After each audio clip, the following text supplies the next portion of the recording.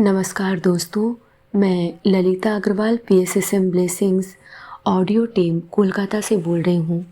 पिछले ऑडियो में हमने जाना कि टॉरकोम जी कायरो पहुँचते हैं, जहाँ उन्हें एक शानदार कमरा मिलता है और वह सोने की कोशिश करते हैं। ऑडियो नंबर 140 में हम इसी घटना को आगे बढ़ाते हैं। वह बताते हैं सुबह के 3 बजे ट्रैफिक कम था, लेकिन इस समय सामने की बालकनी से एक बड़े से कुत्ते ने भौंकना शुरू किया और सुबह तक भौंकता रहा। मैं सुबह 6 बजे से 8 बजे तक ही सो पाया। सुबह 8 बजे उन्होंने मुझे नाश्ते के लिए जगा दिया। मेरा सिर नींद के झोंकों से गिरा जा रहा था। हम पिरामिड्स में गए। उनमें से 3 और 10 स्फिंक्स वर्ल्ड आर्किटेक्चर के मास्टरपीसेस और रहस्य गलत हाथों में है। ऐसा लगता है उनका परित्याग कर दिया गया है। मैं पहले वाले यानी जो सबसे बड़ा था उसमें गया। किंग्स चैम्बर यूरिन की बदबू से सड़ रहा था। भयानक गंध थी। हवा एकदम नहीं है। मैं प्राय रो पड़ा। उस भयानक गंध में अंदर बहुत सारे लोग थे। मैं दूसरे वाले में गया। इसमें 2 चैम्बर्स हैं। मैंने ओम की ध्वनि की। इसे सुनना कितना सुखद लग रहा था कि उसका वर्णन शब्दों में नहीं किया जा सकता। ओम कुछ मिनट तक अलग अलग टोन में गूंजता रहता है। सिर्फ एक चैम्बर में ही यूरिन की भयानक दुर्गंध है। मैं तीसरे वाले में गया। यह अंदर से बहुत साफ था, लेकिन इसमें एक ही कमरा है, वह भी पतली सीढ़ियों पर 10 मिनट तक चलने के बाद। दूसरे पिरामिड में मैंने शंबाला की प्रेयर पढ़ी। मैंने सभी सहकर्मियों को ब्लेसिंग भेजी। मैंने ग्रेट इन्वोकेशन भी पढ़ा। स्फिंक्स बहुत सुंदर था। मैं सोच रहा था कुछ व्यवस्थित दुकानें होंगी, गिफ्ट्स और किताबें बेचते हुए, इन्फॉर्मेशन देते हुए, कोई रेस्टोरेंट, लेकिन ऐसा कुछ भी नहीं था।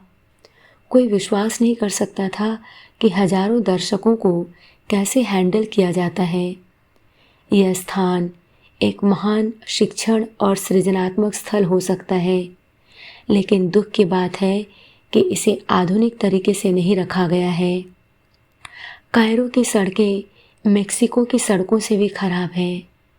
लोग इस तरह गाड़ी चलाते हैं कि हर मिनट आपको लगेगा कि एक बड़ी दुर्घटना घटने वाली है।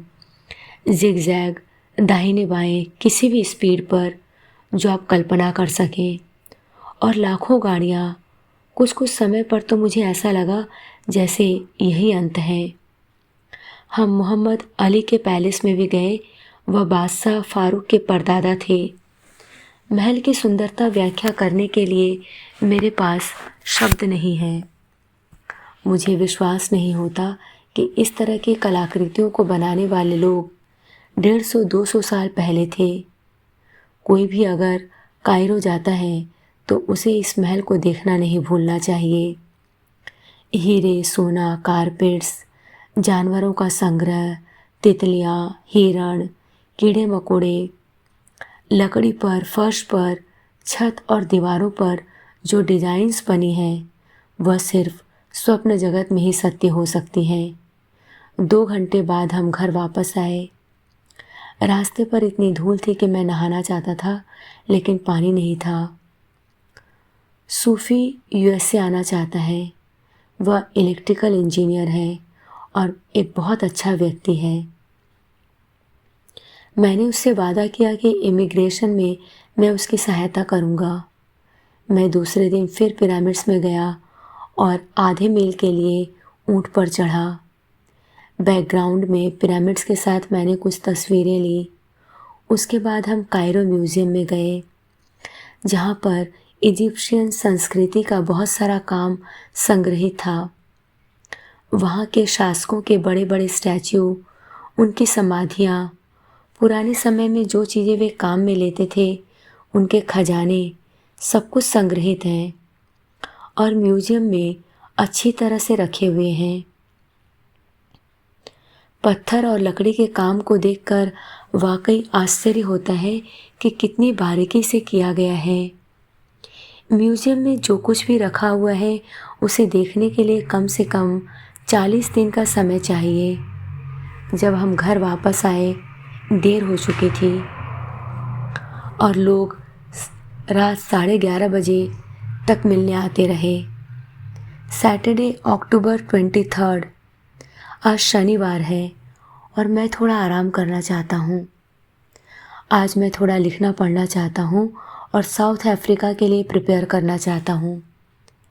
कायरो में सुबह के 11 बजे हैं और पूरे दिन आपको हजारों गाड़ियों की बीपिंग साउंड निरंतर सुनाई पड़ेगी।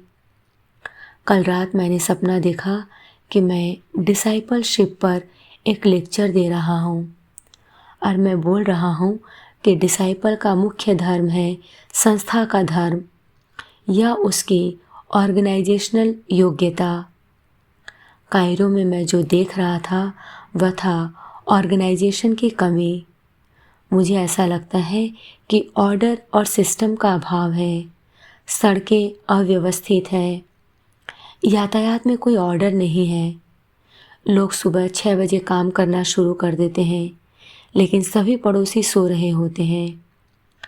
बड़े ट्रैक्टर और पत्थर काटने वाले सुबह 4:30 बजे से अपना काम शुरू कर देते हैं, जबकि बहुत लोग उस समय सो रहे होते हैं। इजिप्ट में शासन और व्यवस्था की ज़रूरत है और लोग ज़्यादा प्रगति करेंगे अगर उनके पास ये हो। इजिप्शियंस बहुत बुद्धिमान व्यक्ति हैं, लेकिन उन्हें नेतृत्व की ज़रूरत है। आज के लिए इतना ही। अगले ऑडियो में हम एक नई घटना की शुरुआत करेंगे। तब तक के लिए धन्यवाद दोस्तों। आप सभी का बहुत बहुत आभार। आपका दिन शुभ हो।